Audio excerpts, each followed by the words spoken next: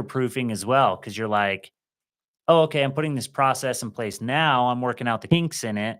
And then by the time I hire somebody to replace me, I'll have it down pat.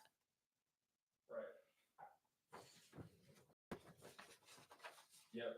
Systems are. Yeah, dude. How work, how like businesses are really like, if you want to hire employees, you need to have a system for them to run off of. Yeah. I don't know if you're ever going to use this as like a graphic, but. Did I spell your name wrong? Oh, I just put Macey. Okay, my bad. As you know, dude, I take offense to those things. So. I hope not. Are you in Lions Not Sheep? I am, but I haven't really been like listening to the live calls. Gotcha. Are you in it? No, but one of my buddies is. Okay. It's great for networking. That's where most of his business comes from. Okay. Yeah. So I honestly need to spend more time networking in there, but like one of the guys that records here, that's where I met him. That's gotcha. There. Mm-hmm. And you're like, dude, yeah. It's awesome. So, I love it, dude. I love it. Well, check that out. It's live. I mean, this is my account. Let's see, how do I boom, baby? Switch. Yeah, I don't even know much about how like YouTube Live works. So this is. Yeah, well, have you done it much like going live? I used to do it more because I used to run a corporate channel. Yeah. And so we could see it. And then if somebody was monitoring it, if somebody typed in a comment or whatever, then we could respond to it live. Yeah. Probably similar to what's going on right now. You could probably respond if somebody chimes in. And then once it was published, then it would just render the video. Mm-hmm. And then you could go in afterwards and upload like a custom thumbnail, just like you would on a normal video. And you could add tags and do kind of that SEO process. Okay. So, yeah, man. Yeah, I know someone who has a podcast and they go live all the time. And that's how I think they make the majority of their money. Because do you know what super chats are? No. So essentially someone will go on to YouTube, watch it. And if they have a question, and there's 1,000 other questions, the way that they get theirs answered and get a little shout out and all that is they send a super chat, which is basically their question with some money. Oh. So it could be 5, 10, $100, whatever. Hey. And then they get the shout out. People love shout outs. Of course. And they get their question answered, whatever. And dude, that's then they support their show. That's smart. So yeah. Anyway. So I think they have that for YouTube and Facebook and I think Twitter as well. So dude, that's like, do you know what that's smart. StreamYard is? Mm-hmm. Okay, yeah. So you can do that with StreamYard. Okay. And then it can go everywhere and you get your audience like a wide I don't even know the word. You get a lot of your audience at once. Yeah. Essentially. Dude, I love it, man. Because last time I did a YouTube live was we had like 30,000 subscribers on this corporate YouTube channel called reviews.org. And we would review just like services like Disney Plus or like Sling TV versus Fubo TV versus YouTube TV, all of these things. We'd compare and contrast them and go through the details. But last time I went live was years ago on that. Yeah. So I'm like, hey, great. Yeah. This is good. This is all brand new for me. All right. Let me make sure. Okay. So mic's working, camera's on, look good. I'm centered. Yeah, you are. Camera. Oh yeah. Camera angles. ATEM gains down. Roadcaster's good. Live is on. That's the first time I've ever had to check that. Usually I just cross it out because I'm not going live. Everything's on. I have not pushed record yet. Okay, so cell phones, just make sure everything's on like a mute. Yep, I got mine on do not disturb. Yep. That's what I do. And then it seems like I always get a text and it's muted here, but not on the computer. Smart man. Smart man.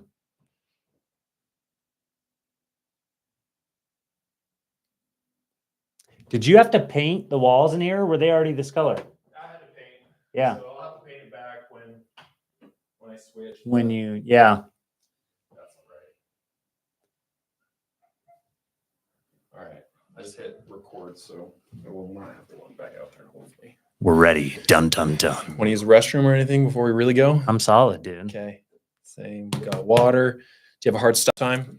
Next appointment or? No, just dinner with the fam. Okay. Yeah. So Usually go for about an hour. That's great. That's dude. okay. All right. It's great with me. It's rare, but sometimes I don't post episodes for various reasons. Maybe the audio didn't turn out so good, or some technical issues, or maybe you just don't know anything about business. Maybe I am a fraud. But that really happens. It has happened, but it doesn't happen often. No, I get that. So the people we're talking to are Utah entrepreneurs that are brand new in business, or they just are still working on building it 10 grand a month. So we're just giving them the information they need to apply so they can do it. My kind of people. So yeah, we're just going to keep the conversation very basic, just nothing too technical or anything like that. Love it. Know? Just what they need to get to that 10K. I actually love that you're servicing this audience because I have a friend who services, I guess, a similar audience, but it's through blogs. It's called Millo, MILL.co. Okay. And it's like for freelancers who are just, they need good information. Okay. And I remember, I love this idea because like that was me for so long. Right. Right. And I'm sitting there and I'm like, the idea of making 6 figures as a solopreneur was like, oh, like, let's go. Mm-hmm. And now that I've done it and I'm doing more, it's like, no, like there are other people out there who want to know this information and they just need people who are willing to share. Right. So I love, that's what I'm doing. I love that you're doing it. Yeah. Well, because that's still me. Like I've gotten close to 10K, but I've never hit it. And I'm like, okay, I need to know what other people are doing, what's working, and kind of just being like, I think they call it like the student leader. Yep. Essentially. So I'm just asking the questions for everyone else. It's good, dude. That's my purpose. So we'll talk about, so I'll basically just have you like quickly introduce yourself, what you do, and then I like to just go right into it. If that works for you. I'm here, baby. Okay. I may ask questions that seem obvious, but that's just, for the listeners, or maybe I genuinely don't know. So, let's see. I don't mind swearing, but I do produce a clean show, so the less editing I have to do, the better. But say whatever you want. You're not gonna have to worry a lot about that with me. Okay. I'm not a sailor. Yeah, I'm not too much either. Sometimes I think it can make a joke twice as funny. Yeah. You know what I mean? Sometimes it's the right word. Sometimes it just is. Yep. But no, I'm not super profane, so it works out. Okay, perfect. Okay, well, I'm ready. I doubt we have anyone watching on YouTube, but if you are, welcome. Welcome. And I think I'll hit go live on Instagram too, because that's where people actually. Oh, maybe I should do Facebook. Now we'll do Instagram. Do them all, man. I can only do one at a time. Oh, because you're going from your cell phone. Yeah, I don't have StreamYard yet. Yeah. Haven't started paying for that. Because once you get that, you can do multiple platforms, right? Mm-hmm. Except for Instagram. Like, so I'm trying to figure out how to do that. Do you think it's because Instagram isn't typically a place where people are just going to watch for like an hour? I think so. Because they kind of ditched IGTV, which was the whole. Oh my gosh, yeah, that's not there anymore, is it? Yeah. That's now it's posts and reels. Mm-hmm. Yeah, that's true. I don't know. Yeah, we'll see. I know you can only go live for an hour, and then it would cut it off. Gotcha. You can't just go on and on like you could on YouTube. Yeah. So yeah, I don't know. I'm gonna just test different things. When you get StreamYard, that'll be good. Yeah. I'll give you a nice little jingle of the ice. Yeah. Love it. Okay. Well, I'll hit go on this and then we'll go. Oh, you've even got a little mount for the cell phone. Yeah, brand new. Never used this thing before. Just want to make sure it's not on the camera.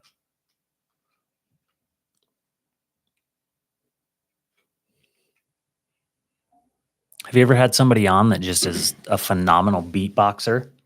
No, but I have a friend who's also a podcaster, and it's so unique. But when he opens up his episodes, he does little beatbox. Instead of gosh, dude! Video or like sound or music or something like that, he just beatboxes it, and it's so cool. See, I think that's awesome.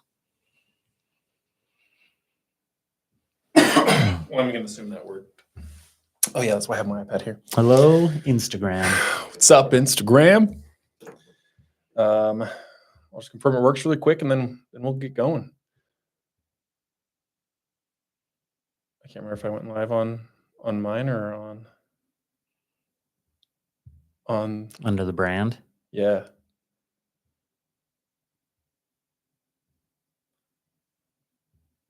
See, now I got me. Yeah. Thank you for being my guinea pig. Dude, I'm not worried. Yep, it was on mine. We're good. All right, it's working. I just can't see it on my end, but they can see it. Welcome, Skylar's Instagram. Well, we're going to do a live interview, first time. So thanks for tuning in, everybody. All right, you ready? Any questions ready, before baby. we really go? Let's go.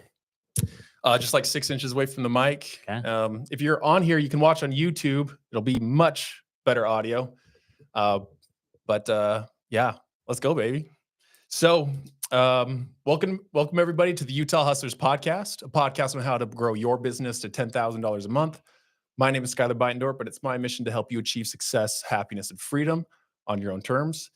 And today I've got a special guest in the studio, super cool guy. Special. I'm gonna let him introduce who he is and what he does. I am Bobby Macy, and I started a company, a content marketing agency called Macy Media. So if you're in Utah, it's just like the grocery store, MACEY, media.com. And content marketing's the game, baby. So we produce a lot of video content, a lot of professional photos, and we help people with websites, copywriting, even SEO at times. So it's really, we're storytellers, and we're just looking for the best way to tell brand stories. Love it. So backtrack really quick. I edit these podcasts super heavily. So if you ever need to backtrack, you can, or re-say a sentence. Perfect. And then from now on, we can just look at each other, just like the intro. That was perfect, though. I saw you do it there, and I was like, okay, I'll do it there. I know I need to be more specific on how I do it. Right? That was just me observing, because great. Sometimes I tell people when I'm filming them, I'm like, this is where you look into the camera instead of the other person's beautiful eyes. Right. Exactly. Right? So when did you start your business? It was 2019. So I had experienced, I worked 8 years in corporate after college. And I went and got my bachelor's degree, worked in various roles, worked my way up to like that 6-figure salary, thought that I'd made it, dude. I was 31. I was making 130 a year. And I'm like, this is life, right? Until I realized that I didn't even like my job. But at that point, I felt stuck, because I'm like, how do you just leave that salary? And I had all these friends who were entrepreneurs, and I saw the lifestyles that they had. It wasn't even about the money. It was the time. It was the freedom, right? And so then I'm sitting there and I'm like, I'm Moana. Entrepreneurship is the ocean, and it calls me. Yeah. And I'm sitting there, Skylar, like, what am I going to do to get there? But I mean, I have 3 kids. So, and I had just purchased a house that, it wasn't crazy, but it's like not cheap, right? And so I have this mortgage, I have my kids, and I'm just living the life of a Utah 31-year-old. And I have these bills that I'm like, I can't just go cold turkey, right? So started saving money, was prepping for it. And I was planning on quitting my job sometime in 2020. That was my goal. Well, 2019, October 2nd, 2019, boom, unexpected layoff. And I was like, oh, all right. Well, I knew it, dude. Driving home that day, like I already knew it. And I remember I go home that day and I'm like, I got to talk to my wife, because they laid me off at the end of the day. So it was normal for her, like, oh, yeah, Bobby got home at the same time. So I'm sitting there, and she could tell something was off, because usually I'm like, I'm bringing the energy and I'm a pretty positive, happy dude. And she could tell something was just a touch off. And I was like, oh, I'll talk to you about it later. And it was eating at her, because I had to go run an errand later that night. So then I run the errand, and I was like, once kids go to bed, we can chat or whatever. And she looked at me and she's like, you got laid off, didn't you? And I'm like, yeah. Dang, she knew. She knew, dude. But this had happened once prior in 2017 when I worked for a startup. Okay. And so it wasn't our first rodeo. The difference at the time was, when we worked at that startup, I had just bought a house here in South Jordan, and I had less than $3,000 in my savings account, because all my money went toward that down payment of the house. And like, my wife was 6 months pregnant with our 3rd kid. So I had to go into beast mode to find a job. And I did. And that's a story in and of itself. But this time, like I said, I was planning on quitting at some point. So that 130 salary that I had, like we weren't idiots with it, thankfully. Like, sure, we still had fun. We went on some vacations, whatever. But my salary before that was like 90 a year. So I had gotten a decent raise, right? When I took that job. And so the duration of that job was 6 months. I had it for 6 months. And during that 6 months, all those paychecks, I'm like, okay, like try and be smart with it. Put money away, put money away. So by the time we started Macy Media, I had, I think, around 15K in the bank that I was like, okay, my monthly expenses are around $4,000. That gives me about 3 months and change, maybe a little bit more. So we've got some time for me to figure this out. And my wife looked at me and she's like, go. Dude, that weekend, I built my website. I made a quick video just announcing to the world that, like, hey, this is what I'm doing full time now. I experienced this layoff. I'm not bitter about it. I'm actually excited about it. It was the kick in the pants I needed, right? And because I was that scared dude. Like, I was that guy, Skylar, who legit just wanted entrepreneurship so badly, but I just don't know that I would have done it.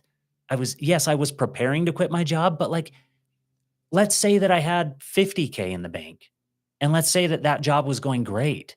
Even if I hated it, would I have quit to then start my own thing?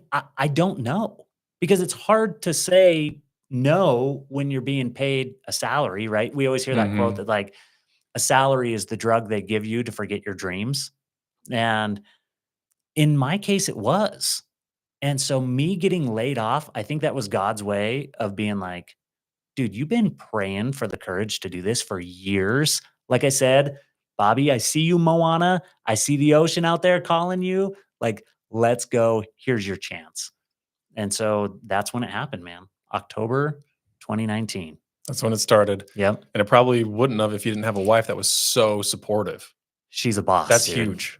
And I'm glad you brought that up, because a lot of people, like, especially with my personality, like I said, I'm a pretty outgoing fella. And a lot of people are like, oh, Bobby, you had the guts to do it. You blah, blah, blah, blah. And it's like, well, there's a team involved too, right? Like, I remember talking to my wife and being like, okay, hon, yeah, we've got a little bit of a savings account to push us, but 15 grand isn't that much when you've got a family of 5, right? And your mortgage, I think my mortgage at the time was like 1,800 a month. Mm. And so we canceled Spotify Premium, we canceled Netflix, we just canceled all these things, probably saved like $100 a month on the subscriptions, right? But still. But still, it was something, and it was my version of being like, okay, we're getting scrappy, we're going. And admittedly, even though I don't love this culture now, admittedly, I just fully embraced it for a year and it worked for me, even though the reason I don't love it now is because it's healthy. It's hustle culture, right? Yeah. It's not healthy to pull all-nighters and to just glorify working over everything and it takes what it takes type thing. Like, yes, it does, but you can find balance. Yeah. Right. But that first year I kind of went into beast mode, and like I still found some balance, and my kids, they didn't forget that they had a dad. I made sure of that. My wife didn't forget she had a husband. But that first year, like, dude, there were moments we didn't pay ourselves, Mm. you know? Mhm. And it was a lot of just figuring stuff out in a solopreneur environment and occasionally working with subcontractors. But it was gritty, dude. And that was just all for me. It was about, how do I replace my salary so that I don't have to go back to corporate? Because corporate for me was like slow poison. Mhm. Yeah, when your back's against the wall, that's when you have to win, and so you win. Dude, it was like posture up. Let's go, baby. Cover those Right. ribs, Mhm. So when I Mhm. was 22, I bought a $50,000 car, and I was barely making maybe 1,500 a month Yeah. on a good month. Like, I wasn't making a lot with my business, and my car payment was $800 a month. So I had like barely enough money to just like take a girl on a date, go to a movie, go do this, whatnot. And a lot of people would say that wasn't a good financial decision, myself included. But because I had to win or I would lose the car, and like, because like I made a post about it, everyone knew I was going to buy the car. Like, I Yep. loved Mustangs, that's what I bought. And because of the pressure there, and me having to win, I made more money and worked harder than I ever had before because of that. Yeah. But like your thing's in a whole nother step where you have a wife and kids depending on you and the mortgage. And Yeah. it's crazy what can happen when you have to win. Well, and it's like I listen to Gary Vee a decent amount, Yeah. right? And there's a lot that he says that I love. And it's times and seasons, right? And if you're religious, like you hear about that in the Bible, right? There's a time and a season for everything. But in this case, it's like, dude, I'm a family of 5, and so I can't be the workaholic. Even if I have the energy, like I can't be the workaholic because I'm not like it comes to like a like hierarchy of needs, right? And in my Mhm. case, it's a hierarchy of like values. And my family comes before wealth. Now, there's a difference in my case of like putting food on the table and like purebred wealth, right? Now, if I'm being a workaholic so that I can just be wealthy in my case, that's not a good thing. If I'm being a workaholic because it's how I'm putting food on the table, that's a completely different category. And I would deem that as entirely appropriate and what I should do as a man, Mhm. right? And as a provider and a husband and a father. But in my case, I was making enough money that first year to survive. There were some scary times where our bank account dipped pretty low. And I'm like, ooh, like I remember one time in my personal savings account, it like dipped down to like 4 grand. Uh, And I knew I had money on the horizon coming in because I had some invoices out.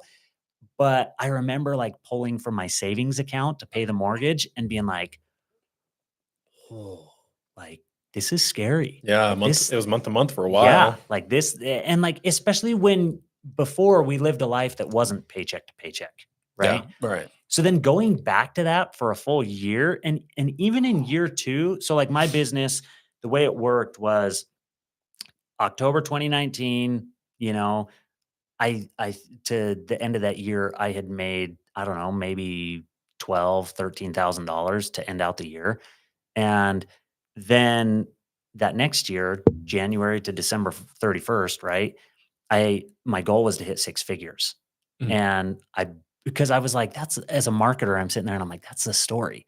Like, Bobby, can you build with your skill sets a 6-figure company in 1 year? And like I had convinced myself that I was going to. So I barely hit it, dude. That's Like, awesome. crossed that mark, looked in QuickBooks, my accounting tool, and I was like, oh, I did it. And I was like December 14th, right? And I was Yeah. like, oh my gosh. So I was super stoked. But then the next year it was like, okay, we're coming from a higher salary than that.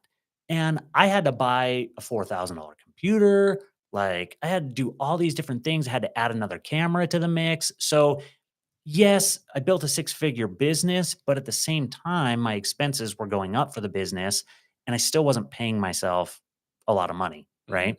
Like that first year after we hit that, I remember I paid myself right before Christmas in 2020, and then we did not pay ourselves again until Valentine's Day. And so I'm like, dude, if you're used to getting paid every 2 weeks and then all of a sudden you go 2 months without getting paid, like that's a hit, right? And Mhm. finally, I transferred some money. Now, there was some money in my business account, but I wanted to keep it there. And anytime I could, like if we made more money than I expected, I would transfer some money and I would replenish what we took from our personal account, right? Yeah. So I was trying to be smart about it, but dude, it was a game for the first while, Yeah. right?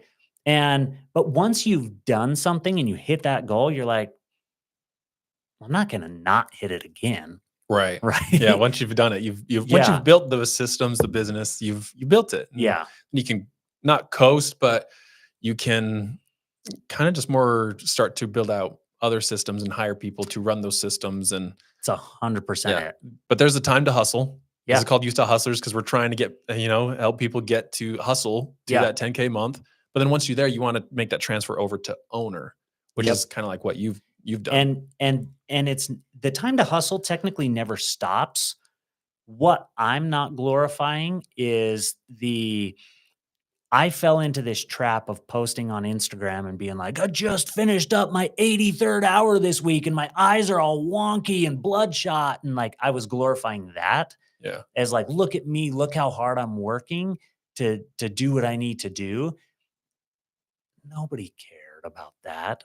They cared about my success if they were a friend of mine, but they didn't care about my hustle culture post. Does that make sense? Yeah. And but like I felt like that's what it took in those moments to do what I needed to do. And now I'm like, hey, I never want to work another 83-hour week in my life if I don't have to. Right. Right. Like, it's not that I want to be a lazy entrepreneur, but I want to be a systematic entrepreneur. Mhm. And so that's what I love. So I am a fan. I am a fan of the hustle. I'm just not a fan of glorifying an unhealthy lifestyle in the name of hustle, if that makes sense. Yeah, no, amen. Love that. So I want to talk more about your business and what you Yeah. do. So you make videos for people. So, and I've looked at a lot of them on your website. So a lot of them look like they're little, kind of like trailers or Mhm. little like ads or commercials that you build for people to kind of give the customer a overview of what the business does and how they do it. You want to talk more about like what's you create for people? I mean, Yeah. I just explained a lot of it, Dude, but dude, that's a great thing. So, and it's interesting because 70, probably about 70% of my business is video. Even though I describe Macy Media as a content marketing agency with a video first strategy, video is so hot right now. It's a fantastic way to tell a story. As you know, I mean, Mhm. cameras all around us, right? And so it engages more of the senses. Like, you get a good copywriter, you got to have a really good copywriter to make somebody laugh or to engage them in a certain way, right? Books do that, but I mean, books are not short form content for the Mhm. most part, right? But then you move to an audio format of like podcast, whatever, and you're engaging people in a different way because of intonation or because of the passion that they bring. Then you move to video and you add in another sense of sight, and it's like, whoa, just a really fascinating way to tell a story, in my opinion. So most of my revenue comes from video projects, and that's what, like I said, about 70%. Mhm. But we do these other things like 2020, and I'll get back to your question. 2020, I had to do a ton of copywriting to get through COVID because I couldn't be with people recording. And so, coming back to your question, what types of videos do we make, and what does that look like? So a lot of brands, they do need video content. They need sizzle reels, or they need ads to run on social media or to run on YouTube, or sometimes TV commercials, right? And so I've gotten really good at telling a story regardless of the brand. Like, I haven't niched down in a certain industry.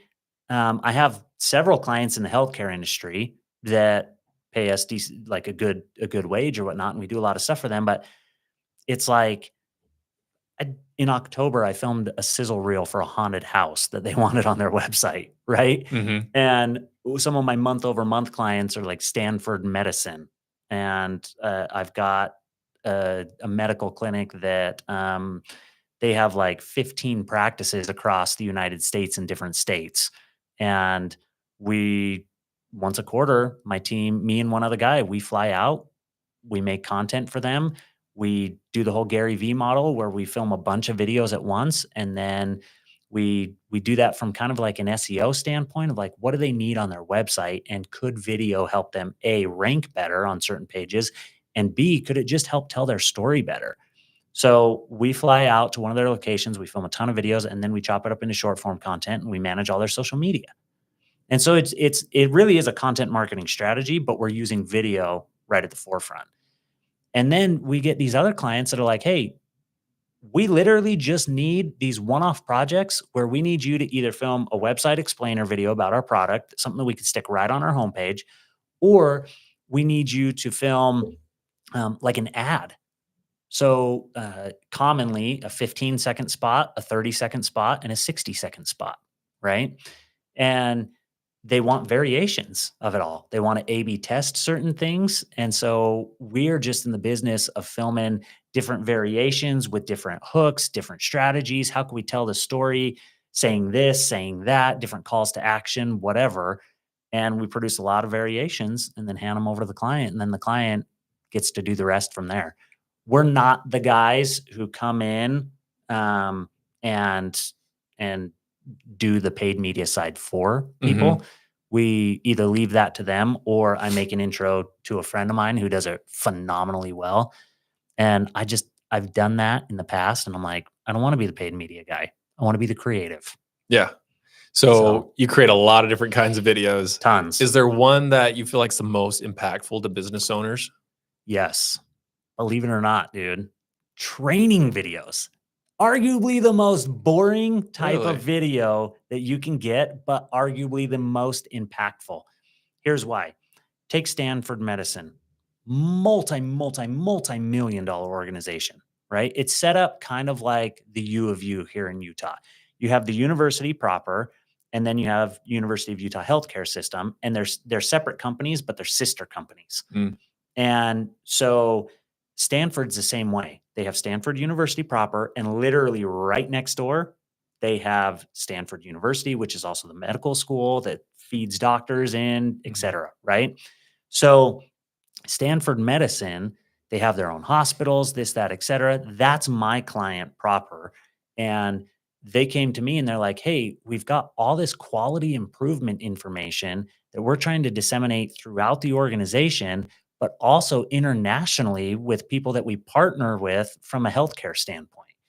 And so we have all these PDFs and these PowerPoints, and we can share that information with them, but we're just realizing that the information is not being absorbed the way we want it to.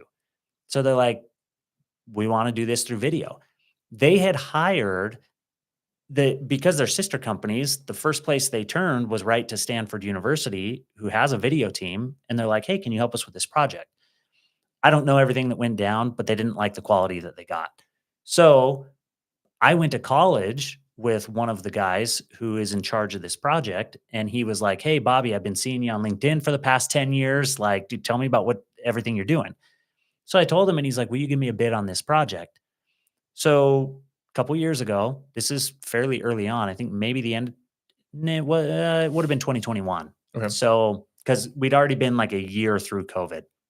So 2021, I go out to Stanford on their campus. We filmed 12 videos. These are like 15-minute long training videos. We're talking teleprompter, 2 camera angles.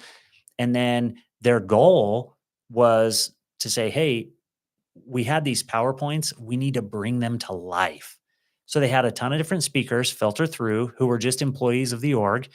And we filmed them talking for 15 minutes, but they had actually like scripted it out. They had written scripts, they had peer reviewed these scripts. So they had great analogies, great examples, and they had really taken this complex content and they had kind of dumbed it down.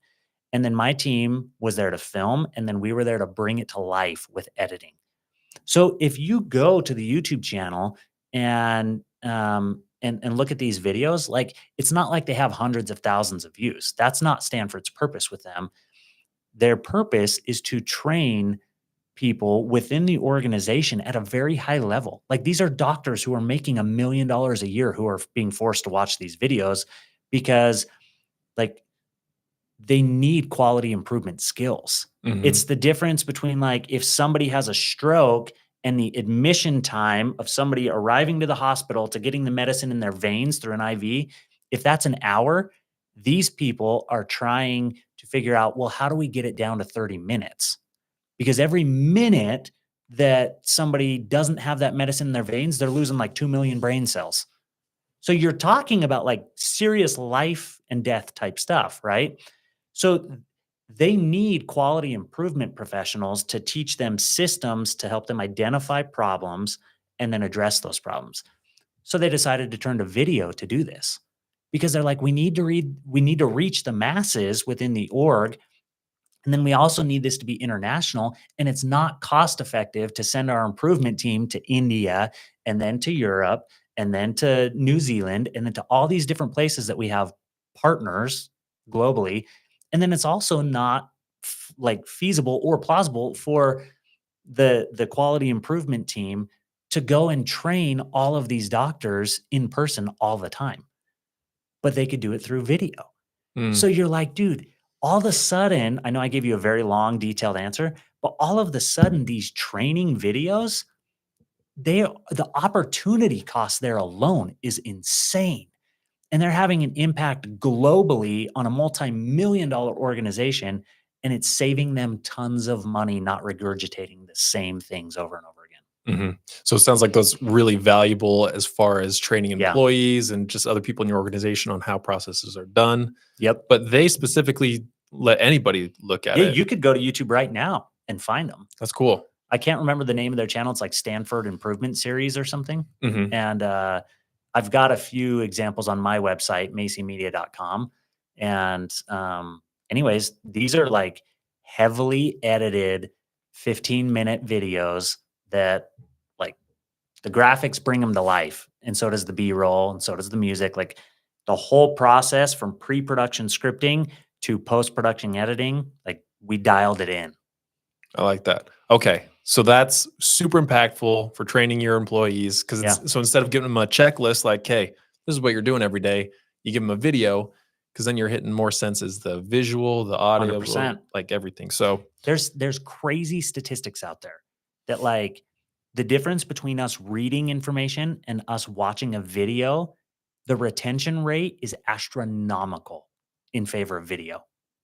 So your Like, employees will operate better. And I'm not talking about those like cheesy HR videos that we've all had to sit through. That's like talking about sexual harassment and is like, now, Bob, blah, blah, blah, blah, blah. Like that are, and then through editing, they're trying to make them kind of quirky or kind of funny, but it's like, no, you're missing the mark. I'm talking about like relatable training videos, even if you're in the medical industry and it's medical jargon, and like you can still make a video that is engaging. And that's partially why you need a good storyteller to help you. Yeah. So I'm going to pivot a little bit from that. I think that was great. So what about videos that help bring the like here, I'll back that up a little bit. So is there like a certain kind of video that you create for businesses where they say, oh my gosh, because of that video, we've had 1,000 new paying customers over the last month? Or like, is there a certain kind of video that just brings in more clients and customers for business owners? There are a lot of them are ads though. Okay. Like, and this is where you're getting into, there are agencies out there that do this really well. And we do it on a smaller scale. But there's an agency called the Harmon Brothers. There's an agency called Chamber Media. There's an agency called Creatively. And like my friend owns Creatively. These are the guys that you pay like $100,000 to, and they will make you a viral YouTube video.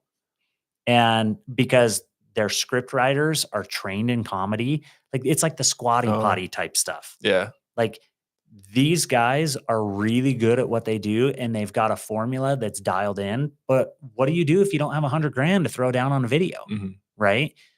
My team can do a different variation of something like that, that is still funny, witty, whatever, and filmed very professionally.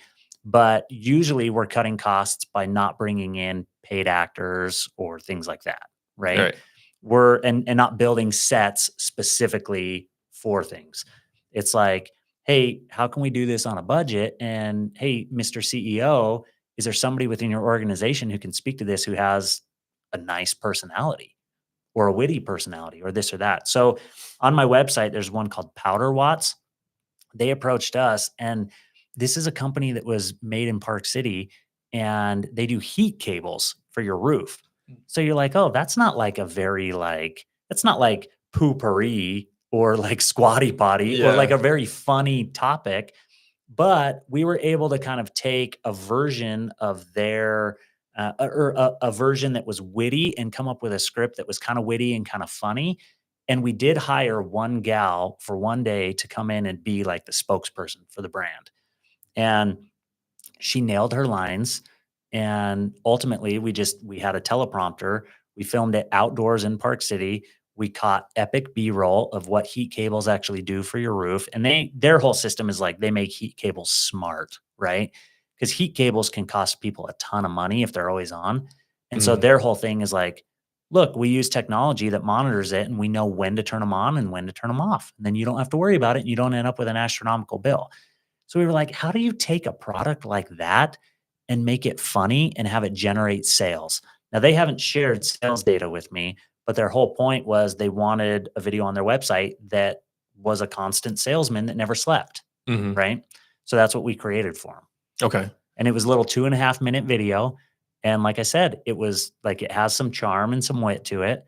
And we worked with them in pre-production to hone in the script. And then my team went and filmed it. And then post-production, it was all my team, and boom. What does a video like that cost? Like a 60-second little ad like that? So every agency is going to be a little different. And even my pricing for them was different than it would be today Mhm. because you're always trying to level up. Right. So I think at the time I gave them a screaming deal, dude.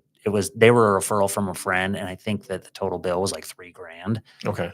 And today, if I were to do that same quality, it would probably look at like 6,000 to 7,000. Okay. Yeah, Nice. it would probably double it. Okay.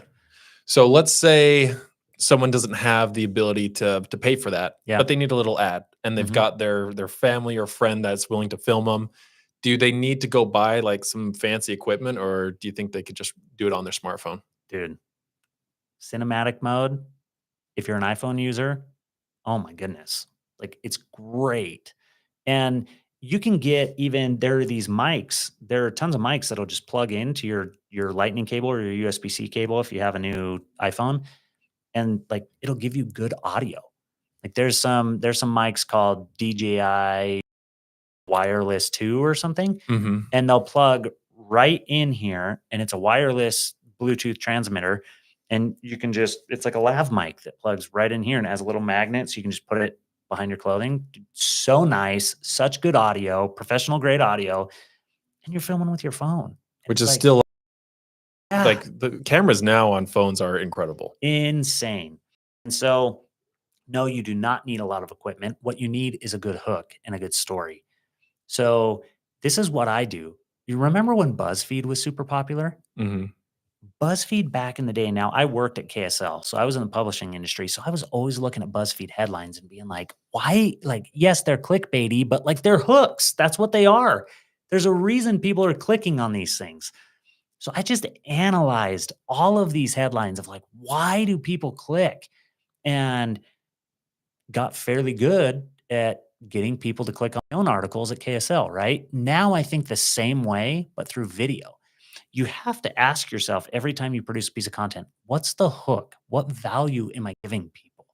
And you don't need to dramatize it or, you know, turn it into something super clickbaity, but you do need to make it super interesting. And so I think about the audience that whatever piece of content I'm creating is intended for, whether it's for a brand or whether it's for myself. And it's like, okay, well, what are the pain points of these people? Like, if I'm giving them this message, like, let's take one of my clients right now that we produce tons of video assets for every given month. They do knee injections. You have arthritis in your knees, which is a non curable disease, and you don't want to go under the knife for surgery because a total knee replacement is going to be costly. It's going to be painful. Recovery is awful. And you just may not want that. So these folks will inject a fluid into your knee, which basically cushions in between your knee joints, so you're not bone on bone, and it's like a little water bed in between your knee joint, Yeah. right? That allows you to have a pretty mobile life. Tons of people have great experiences, but it's like, how do we tell their story? I'm trying to hook people on social media who have knee pain. So already I'm at a disadvantage because seniors aren't nearly as active on social Mhm. media as people our age or younger, right? And so I have to think through tons of different hooks for how am I going to grab them in the first 3 seconds? And a lot of it has to do with certain types of knee pain. Have you experienced this? Have you experienced that? Want to get back to a more mobile life? Does your knee hurt when? Do you have knee pain at X point? Right. And we're using that same strategy to create blog content, to create video content, social media content, little graphics in our Yeah. one pagers, little PDFs that are downloadable on the website, et cetera. In our printed materials in their medical practices, we have, statements that are like they're engaging because we want people to read more, right? Yeah. Or to watch more. So the biggest thing that you can do if you are on a budget trying to create some video content to promote your product, your service, your brand, whether it's a personal brand or professional, get good at understanding who the audience is and how to hook them.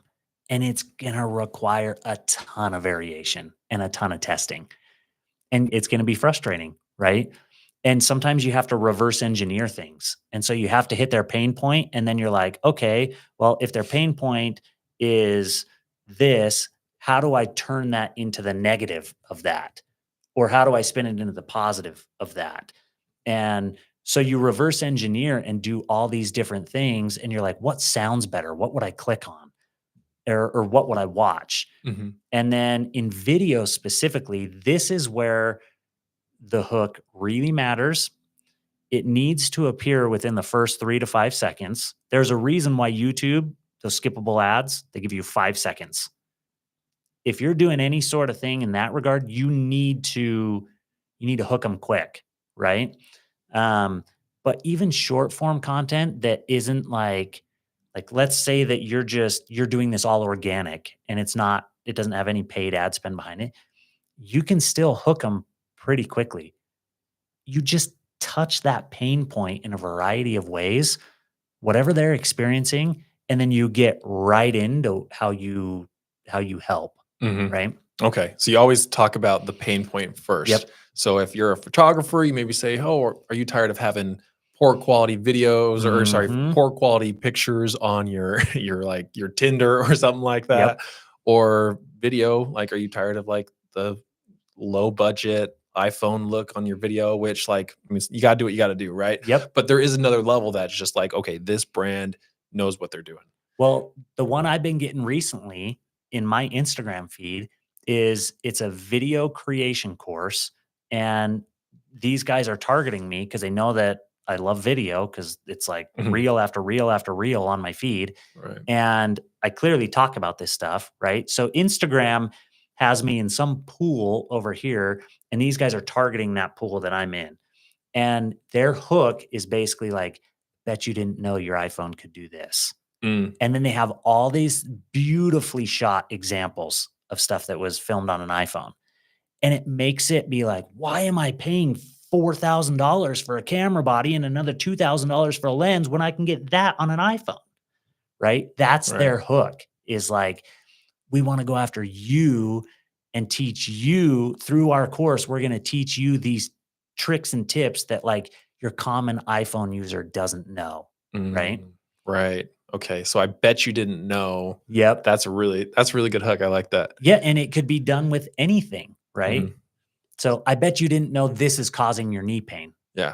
So I bet you someone, and maybe this is what you do, but like someone could go create a bunch of reels which has different hooks, and whichever one takes off, then you can go make a longer ad with 100%. that hook. So you test some things before you go and Yep, do this whole production on something that you don't have any evidence for that's going to work. 100%. The other thing that you should absolutely do if you're getting serious is like, let's say that you have a product you're trying to sell and you're like, okay, Bobby, well, I don't really know how to create a hook.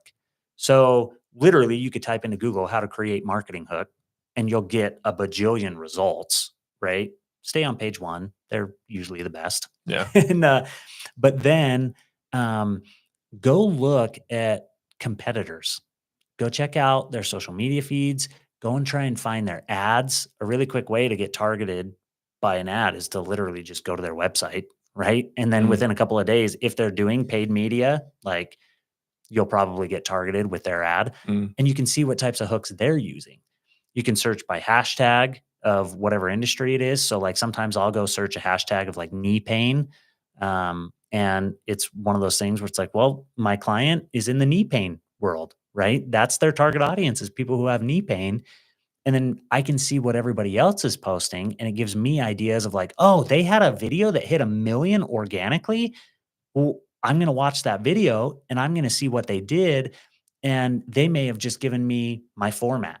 And mhm. now I'm going to go on camera as Bobby, or I'm going to get my mom to go on camera because she's the audience demographic. Right. And it's going to be like, hey, mom, I need you to say these things. Right. And then all of a sudden it's like somebody's already tested the idea for me. We know that hook has worked for them. I just trimmed through a sea of fat to then isolate something that's already working, right? Yeah. Yeah. So it's like 15, 30 minutes on the internet. You can find a pretty good Oh, hook yeah. that will probably take off. Yep. And if it doesn't, then you test the next one. And if that doesn't work, then you text it. Like you might need to test 10 or 20, 30 Yeah. before you get something. But I mean, the time's passing anyway, so you might as well be testing stuff. Yeah. So after someone has a good hook and they're creating their ad, what would be the next step in creating the ad? So there's a couple things that you want to look at. One, this is where equipment is important, but it's not the end all be all. Like you do need, like, make sure that if you're using your iPhone that like there's not fingerprints on your lens. Mm. You know what I'm saying? Make sure that you're not covering. I mean, nobody really films like this, but like, Yeah, with their hand like covered on the bottom of the make sure iPhone. that you're not covering the mic, right? Or make sure that like those DJI mics I talked about, they're like $300. And so if you're going to be doing this a ton, invest in some good audio equipment, because that's going to be like, yes, it's produced with your phone or whatnot, but it's also being viewed on a phone or a laptop. So you don't need the most cinematic gear. In fact, it might be more of a headache if you have the more cinematic gear, because then you're going to have to learn how to edit in a fancy software, and you're going to have to learn how to color correct, and you're going to, whereas your iPhone is pretty good, or, the latest Samsung or Google Pixels or whatever, they're pretty good Yeah. already. And so it's like, if you can just match a good audio source with that, then you got the hook, you got good visual, good audio, like you're golden, man. Okay. So sounds like it's not all that hard. It's Just not all that hard. go find the hook. Yes. Use your phone and just invest into a microphone at least. Because Yes. I've heard that audio is the most important thing. Like if you don't have good audio, people are out. Would you say that's true? I would say that is very true. And occasionally, like on short form content, something that we are seeing more and more is captions being put on YouTube Shorts, Instagram Reels, TikToks, etc. So there's these bouncy captions that are really engaging from a visual standpoint, but that also helps if your audio is not amazing, right? True. But we are in a world where more and more people, like 10 years ago, even 5 years ago, audio, like a lot of people, their phones are always on silent, and they didn't have their AirPods with them or some audio source to be able to listen. And so it was like on Instagram, you always had your phone on silent. On LinkedIn, you always had your phone on silent. And half the time you were like at work and it had to be on silent because you were in a boring meeting and you were scrolling through. Mm-hmm. Right. And so it's one of those things where it's like in today's world, a lot of people, they use the captions to not only visually engage you, but also to remove the need for audio in that sense. Or if you have crappy audio, the captions can help you to minimize how crappy your audio is. Mm-hmm. But yes, in today's world, audio is super important. Yeah, agreed. So what does the body look like of the ad? So I think about it like a play. You have act one, you have act two, you have act three. So act one is essentially your intro, or your hook, right? Mm-hmm. You hook them and you're quickly getting into the body, which is, how do I solve? You've already brought up the pain point in the hook. So now it's, hi, I'm Macy Media. I produce high quality content for businesses. Your pain point as a business is that you don't have an internal team producing content. You want professional content, but you don't have the skill sets to do that. Hey, right here, got you, right?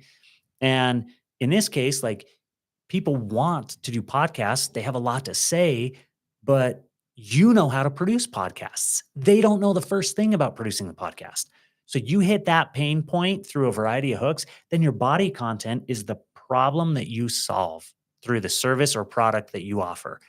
And then after that, it's the outro, which is essentially your call to action.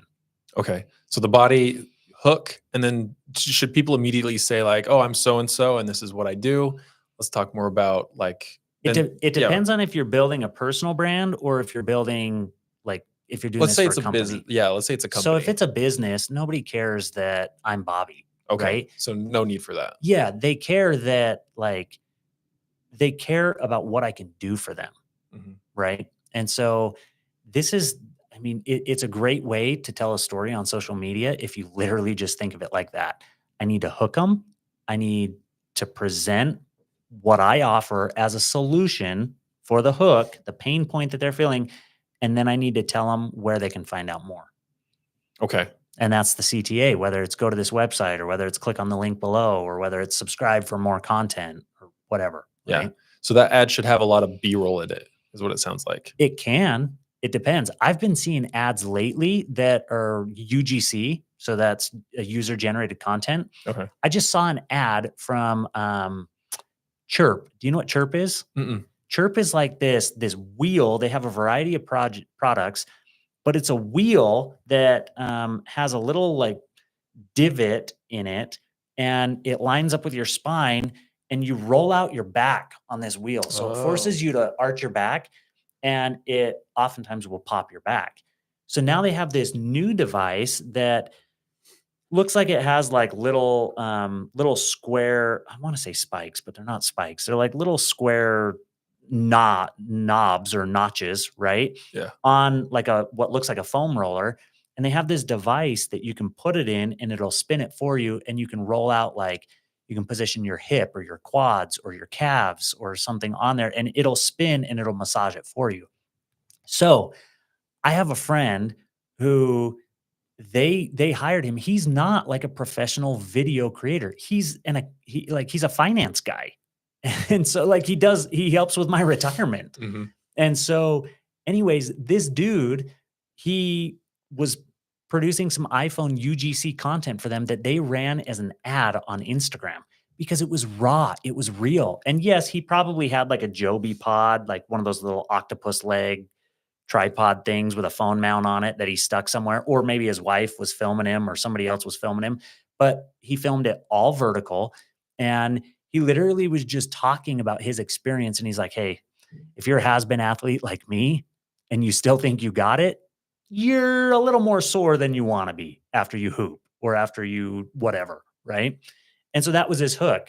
If you're a has-been athlete like me, he's kind of making fun of himself, and you're sore after doing XYZ activity, now it's like, oh, yep, that's me because I'm in my 30s. And all of a sudden, yep, I go play basketball and I get sore, right?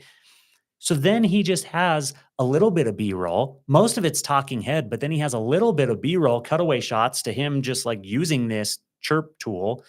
And then at the end, he's like, hey, click the link below and you can find out more.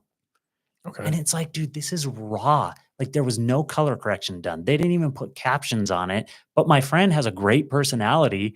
And so the UGC content just worked, right? So it doesn't even have to be you on camera.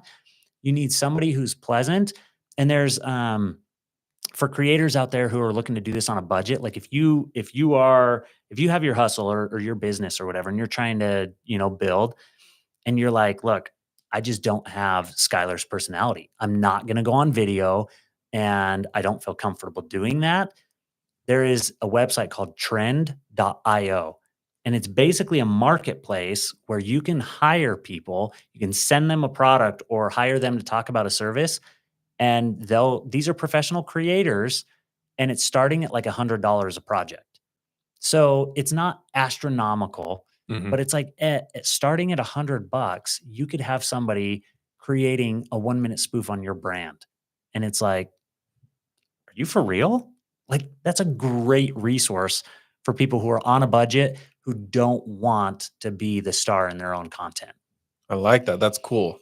Yeah, I've never heard of that before. Yeah, super cool. And then the other thing is we all have our friends, and there's so many of us who have these people in our network who have pleasant personalities, and they're already doing stuff on Instagram. And it's like they've built up their personal brands to a point where like they have disciples, right? And it's like, oh, anything that Skylar says, I want to listen to because I'm a fan of Skylar.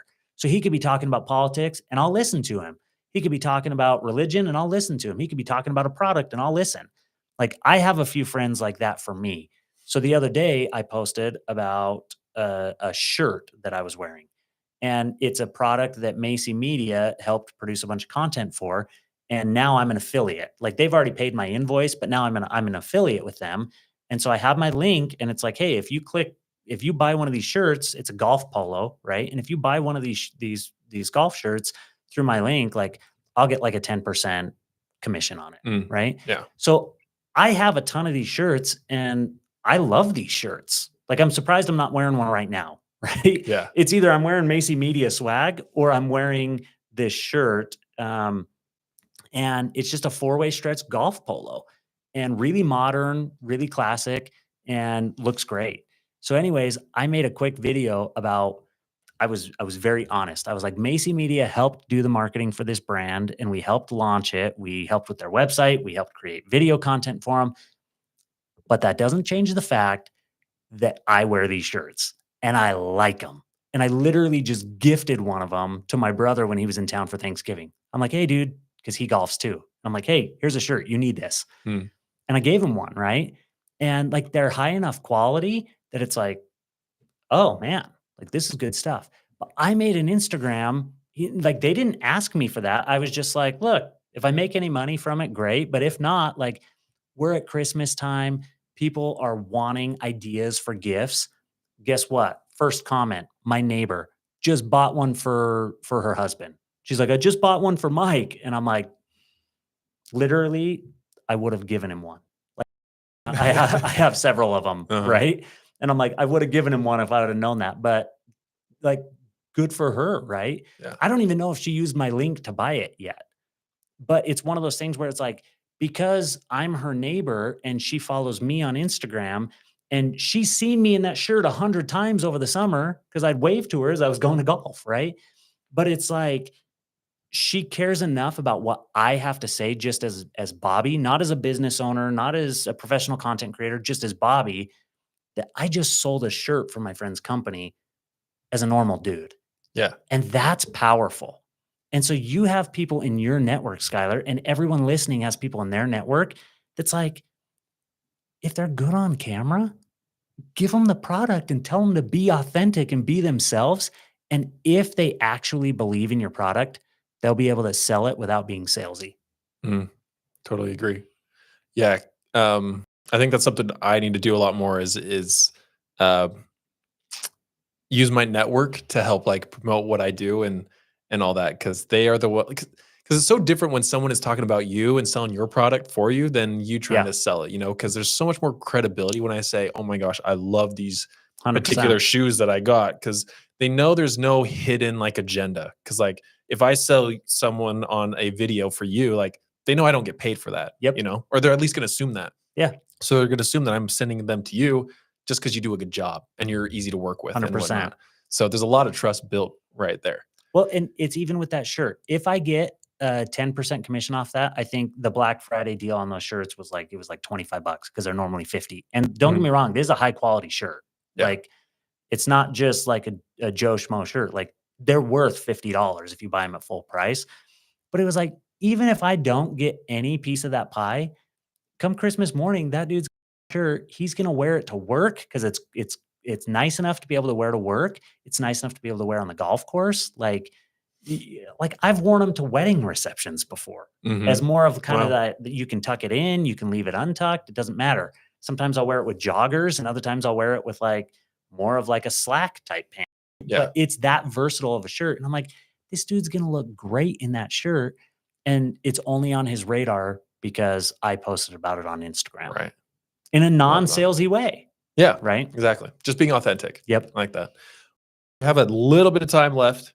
So as far as the body goes, we are showing them the solution, like how the solution works. Yeah. Because you got the hook, then the body, kind of maybe you'll say who you are depending on whether it's a business brand or personal brand. Yep. But then it sounds like you just show your product working and the result that your product brings.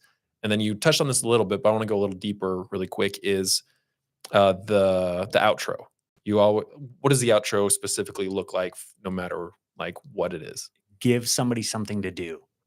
Okay, like so a call to action. Yeah. So like I produce a lot of content on my Instagram account, right? And I'm not producing that content to get you to buy anything from me. It's wellness type content. So my ending is, I hope that helps somebody today. Like I have the half smile, just trying to have a pleasant look. I'm trying to look the camera in the eye and I'm like, I hope that helps somebody today. That's my call to action, is that I hope this was helpful for you. I'm not asking you to subscribe. I'm not asking you to do anything else. But when it comes to a product or a service, like if I'm talking about Macy Media, then my outro needs to be focused on how can I get you to take action on something, right? Mm-hmm. Either follow me for more, visit my website, go buy this at this website. There's got to be a call to action, Mm-hmm. right? And so if you're producing content for a brand or a service, the outro should re-emphasize that call to action. Okay, perfect. Is there anything else people should be thinking about when making an ad or a little commercial for their business? Sometimes you're going to have to make variations of the same thing. So, for example, if you know that this is going to be organic content, URLs don't work in some of the comments, right? So like if I post a URL in my Instagram caption, or if I post it as a comment, I can't just click there and go there, right? So sometimes I need I should be thinking about that. If I'm having captions on the screen, I need to say this. So I did this in my t-shirt post, my golf shirt. The website is blowsnake.com, and I mentioned that in the outro. I'm like, you can get this shirt at blowsnake.com. And really what I probably should have said, I was too lazy to record a different version. Ideally, I would have said, hey, the link is in the comments, because then they would go and they would hopefully, even if they couldn't click on it, they would copy and paste that into Safari or Google Chrome or whatever, right? Mm-hmm. But regardless, I gave them in the captions where they could physically read it, blowsnake.com. So even if they don't use my affiliate link, they now know, because it was burned in the captions of the video, that you can get this shirt at this website, Mm-hmm. right? Yeah. And that's important for them to know. Like that is part of the call to action. This is where you can get it. What if I would have talked about that shirt and never told them where to get it? Right. It could have been this beautiful piece of content and it would have failed, because it's like I would have had comments like, And so yeah, question mark, right? And so hook them, give them your solution to the problem, and then give them something to do, Mm-hmm. right? Right. Something I always say is the easier something is to do, the more likely someone is to do it. Yes. So when it comes to the CTA, your call to action, make it an easy one, right? Because if Yes. you say go type in the website, well, versus go click on this link that's in the comments, that's a lot easier for people to do. So they're going to be more likely to do it. Yep. You know, you want to give them the fewest amount of clicks and taps possible to get to your product or service or to the place where they buy. Yep. Comes down to the same thing we experience on websites: UI and UX, user experience. Mhm. You want to give people the easiest user experience that you can. And you do that, you're going to have a lot of followers and you're going to have more sales than you would have otherwise, right? Yeah. I think that's basically what Apple did with their phones. Is 100%. Android had a lot of different features, more features than an iPhone could do, but iPhone was very easy to use and they blew up because of that simplicity. Yep. So It's microwaves. We really need like 3 buttons on a microwave. yeah. You know, we need a keypad, so more than 3 buttons, but actions, right? But when was the last time you used the baked potato button on a microwave? Yeah. You know what I'm saying? Mm. Like maybe you use the popcorn one on a semi-regular basis, right? Like my kids will do that. But most of the time on a microwave, you are literally typing using the keypad and then start. Mhm. So why do you have all those bajillion other buttons on there? Like you just don't need them Right. most of the time, right? Mm-hmm. And so it's overkill. So imagine your product as a simplified version of a microwave. Like clean user experience, and give the people that. Love it. How long should an ad be? Like a minimum length and then a max length? It depends on what type of ad it is, right? So I Mhm. mentioned that Powder Watts example. That was 2.5 minutes.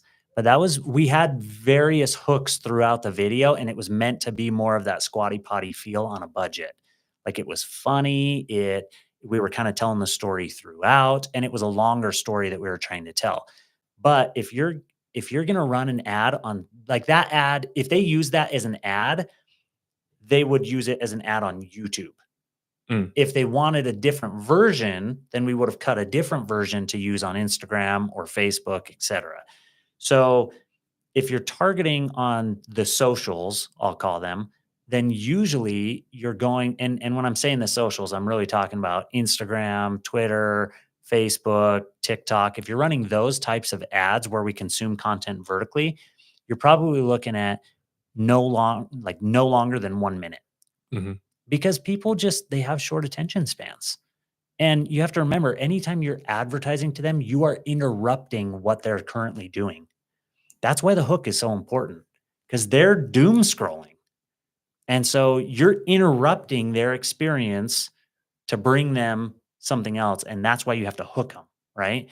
But yeah, you stick to like kind of that 15, 30, 60-second variations, you'll be solid. Perfect. Any last advice for anybody creating some sort of ad or commercial for their business? Yes, this is the most important advice I will give all day long. Do not get paralysis by analysis. Do not overthink it.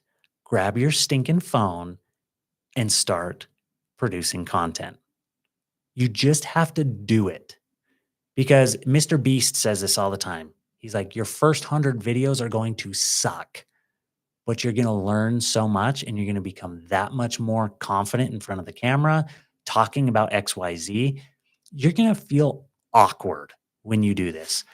I've been doing this for years, and there are moments where I still just have to take a deep breath and I'm like, get out of your own head, Bobby. Let's go. And if you need to do a little positive self-talk before you do this, do it. I'll be like, Bobby, you got this. Let's go. You've done this 100 times. Easy peasy for you. One take wonder. And if it's not one take, 10 take wonder, right? Yeah. Like, just do it. The worst thing you can do is be like, oh, well, XYZ excuse. And I think my iPhone camera my iPhone's being glitchy today. No, it's not. You're being glitchy, right?